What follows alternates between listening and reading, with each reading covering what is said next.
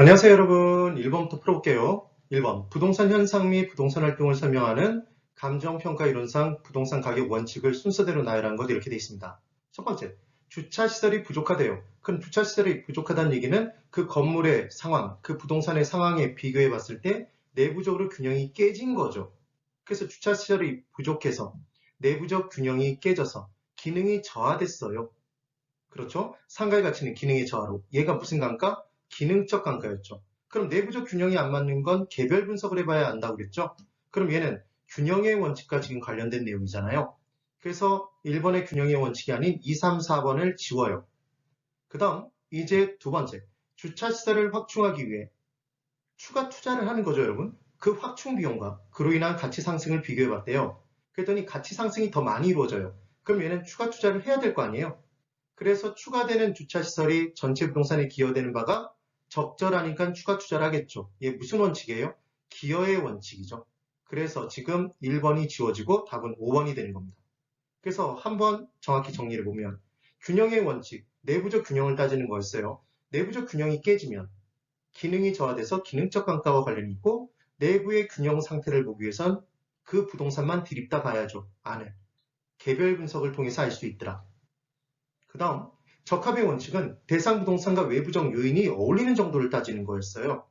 그래서 어울리지 않으면 대상 부동산의 기능이 저하되는 게 아니라 경제적 가치가 떨어졌죠. 경제적 감가와 관련이 있더라. 그럼 외부와 어울리는지의 여부는 지역을 분석해 봐야 되잖아요. 지역 분석과 관련돼 있었습니다. 그래서 우리는 지역 분석을 통해서 지역 내 표준적인 이용의 상태와 지역 내 가격 수준대를 알아보고 그걸 기반으로 개별 분석을 통해 대상 부동산의 최고 유효한 이용을 결정하고 가격을 결정하죠. 그래서 지역 분석은 선행 분석, 개별 분석은 후행 분석이었어요. 지역은 넓게 보니까 거시적 분석, 전체적 분석이었고 개별 분석은 개만 보니까 위시적, 개별적 분석이었습니다. 부분적 분석 꼭 기억을 해두시면 돼요. 1번에 5번이에요. 2번. 감정평가에 관한 규칙에 규정된 내용이 아닌 것을 골라보라 합니다. 1번. 감정평가업자는 감정평가 의뢰인이 요청하는 경우에는 기준 시점은 원래 감정평가의 기준이 되는 시점은 가격조사를 완료한 날에 완료된 조사된 자료를 가지고 평가된 가격이니까 그래서 기준 시점은 가격조사를 완료한 날짜가 되는 건데 이때를 기준 시점으로 사용하지 않고 의뢰인이 요청했다면 과거로 돌아가서 평가해 주세요. 무슨 평가죠? 소급평가. 미래 시점을 잡아놓고 평가해 주세요. 기한부 평가였죠. 결정할 수 있더라. 옵니다. 단 충분히 자료가 가격 관련 자료가 충분할 때만 과거로 돌아가서 그 다음 미래 시점 잡아놓고 평가할 수 있는 거예요. 그 다음 2번. 현황 평가란 현재 상황 그대로 평가하는 거죠. 그래서 현황 평가가 원칙이나 유의미한 그러니까 무의미한 조건이면 안 돼요. 의미 있는 조건의 발생 상황을 가정한 조건 평가를 할 수 있네요. 이게 조건 평가죠. 그 조건은 합법적이어야 되고 근시일 안에 실현 가능성이 있는 합리적인 조건이어야 됩니다. 그 다음 객관적인 조건이어야 되겠죠. 3번. 감정평가는 기준 시점에서의 대상 물건의 이용 상황, 그래서 이용 상황이 공법상 제한을 받는 상태를 기준으로 합니다. 그래서 불법적이거나 일시적인 이용은 당연히 감안할 필요가 없는 거예요. 그 다음 4번. 과수원의 감정평가가 나오면 우리는 MM으로 외웠던 게 기억나시면 돼요. 과거의 소원은 뭐였죠, 여러분? 과거 소원, 일거양득 기억해 주시면 됩니다. 그래서 과수원은 거래사례 비교법, 소경목림은 원가법에 의할 수 있었고 일괄평가를 할 때는 거래사례 비교법에 의했었죠. 그래서 토지와 건물을 일괄평가한다, 거래사례 비교법이에요. 그럼 과수원의 감정평가, 거래사례 비교법 맞네요. 과거, 소경목림, 원가법에 의할 수 있죠. 소원. 맞네요. 5번. 토지 위에 건물이 지어져 있는 부동산. 토지 위에 건물이 붙어 있어요. 그럼 일반적으로는 일괄평가인데 이때 토지만을 평가한대요.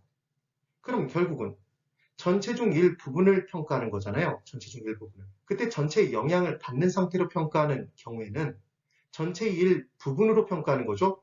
그래서 부분평가가 되고 전체의 영향을 받지 않는 상태로 평가한다면 전체로부터 뭐 시켰죠? 독립시켰잖아요. 독립평가입니다. 그러면 토지만을 평가할 때 이 토지는 분명히 전체 건물 밑에 토지라는 건물의 영향을 받고 있는데 나지 상태로 평가한다는 얘기는 건물의 영향을 배제했잖아요. 그럼 건물의 영향을 배제시켰으니까 건물로부터 독립시켰네요? 독립평가인 거죠. 부분평가가 아니라. 꼭 기억해 두셔야 됩니다.